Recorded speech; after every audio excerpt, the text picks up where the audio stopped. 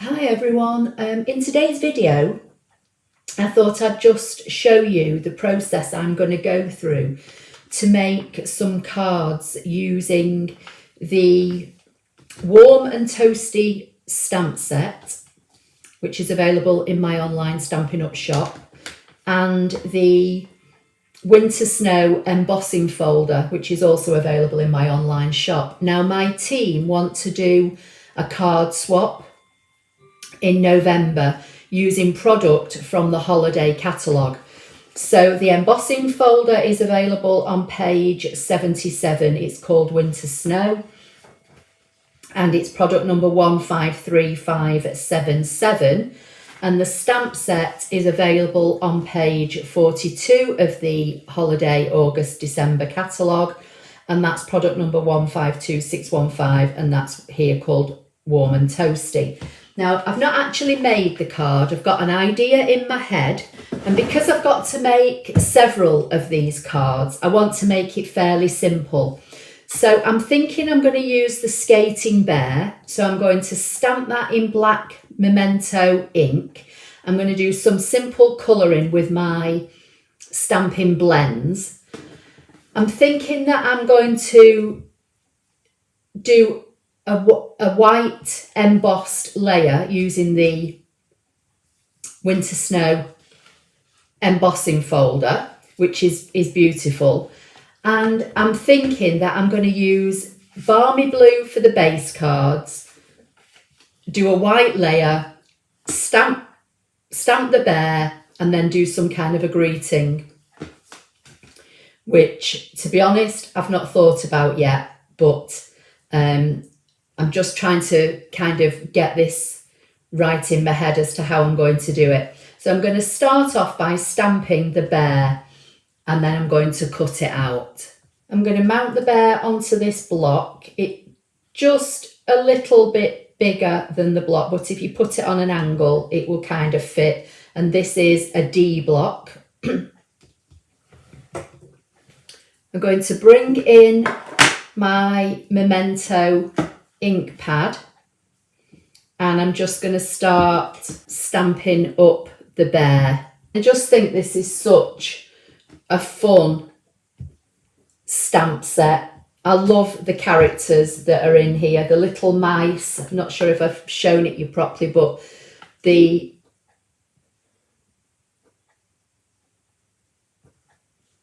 you've got the little mice with the bauble, you've got I think they're rabbits in a sleigh singing, you've got this cute little bear on its own, you've got the bear that I'm using on the skates, and then the reindeer. I have been using this set quite a bit recently.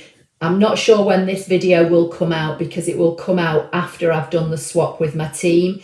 So there may already be other videos using this set by the time you get to see this particular video. So I'm just going to put the cardstock on my ScanNCut mat, and I'm going to use the direct cut facility and get my ScanNCut machine to fussy cut these for me. Okay, so I've not filmed that because I've got lots of videos on my channel showing how I, cut stamped images out using the direct cut feature. But I just wanted to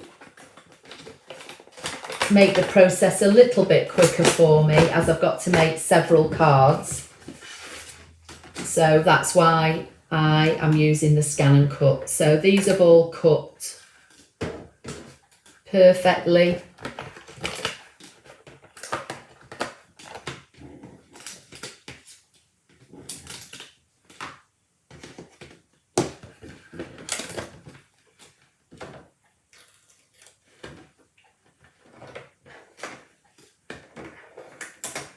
So as I said, my thinking is that I'm going to be using Balmy Blue for the base card. Now this is A4 card, which I've cut directly in half on the short side, which will give me a 4 1/8 by 11 7/8 card. And it can either be, once I've scored it, it can either be a top folding card or it can open on the side. I'm thinking for this one, because this is quite tall, that I might do this as a top folding card. So that's my base cards. I've cut some matting layers already from Whisper White, and these are 5 5/8 by 3 7/8, and these are the ones that I'm going to run through this winter snow embossing folder. So I'll just do one and show you how it looks, and then I'll do the others off camera, as I say, because I've got quite a few to do. So I'm just going to pop this in here, sandwich it between my 2 plates and run it through my die cutting machine. And I'll just do one card. So this is going to be scored at 5 7/8, folded in half and burnished with my bone folder. So let's just move this out of the way.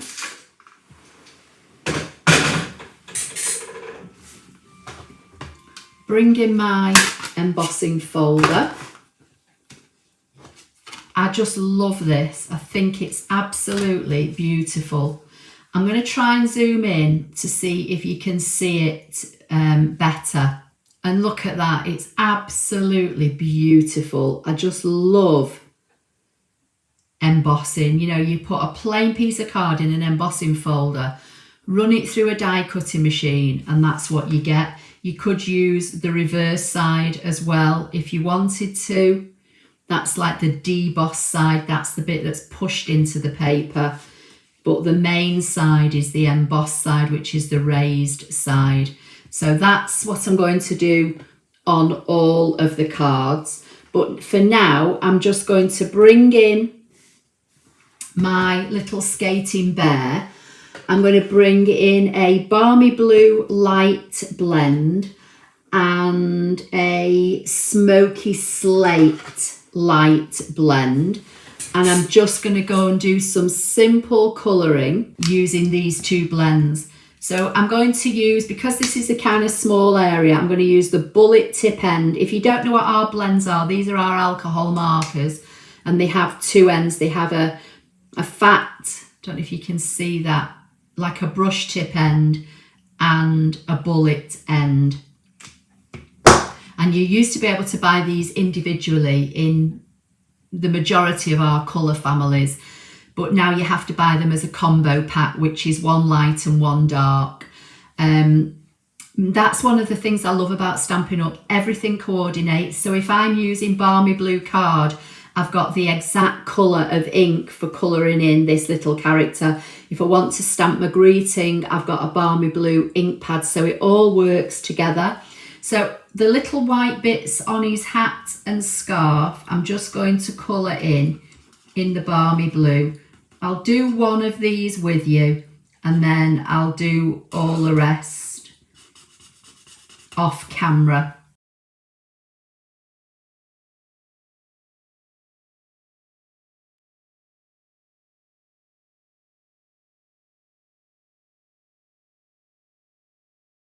So that's how it's looking so far. So what I'm thinking is that the embossed layer is going to be stuck directly on the front of the card. This little guy, I don't know whether to do him this way so he looks as though he's skating, or whether he looks as though he's, you know, pirouetting on 1 foot. I'm not sure. And then I've got to get a greeting on here somehow. And I don't know whether to just raise this up and have him just white on white, or whether to put another layer underneath him. But I am trying to keep it simple. So I may introduce a bit of the Balmy Blue under the greeting. I'm going to stick this one down anyway for now. So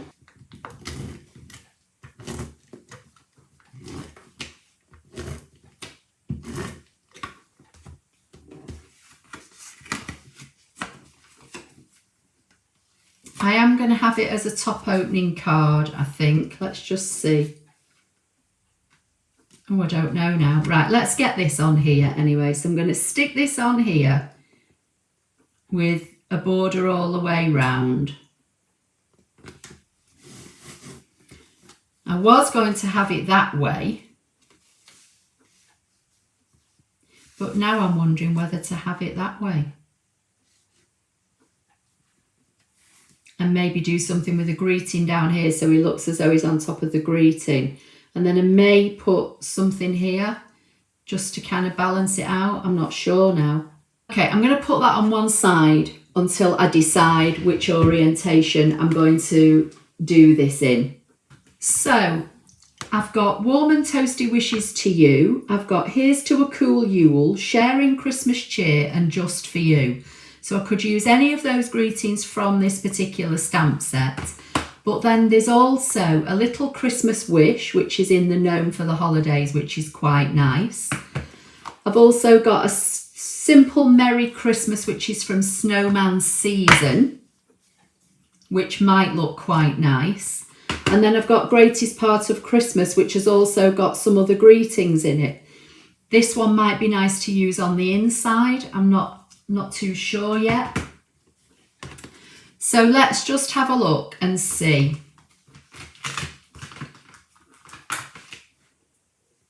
I've got lots of strips of Whisper White cardstock here, which, you know, I save from when I cut off, when I'm cutting down my matting layers. I could put the Merry Christmas on there and do it in Balmy Blue on the white.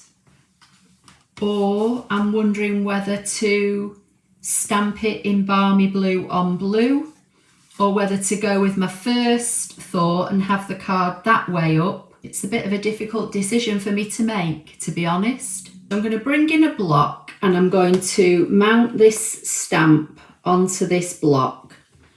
I've got some Balmy Blue cardstock, some scraps. Don't think that's long enough. Oh yes it is. So let's just see how this looks. I could stamp it in black, I could stamp it in Balmy Blue. I'm just not sure what to do.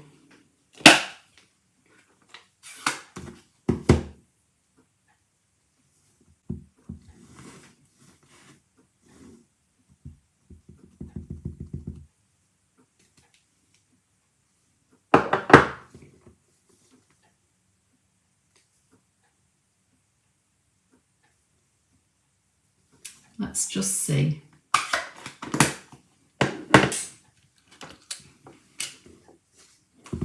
I'm going to try and trim this down as close as I can get.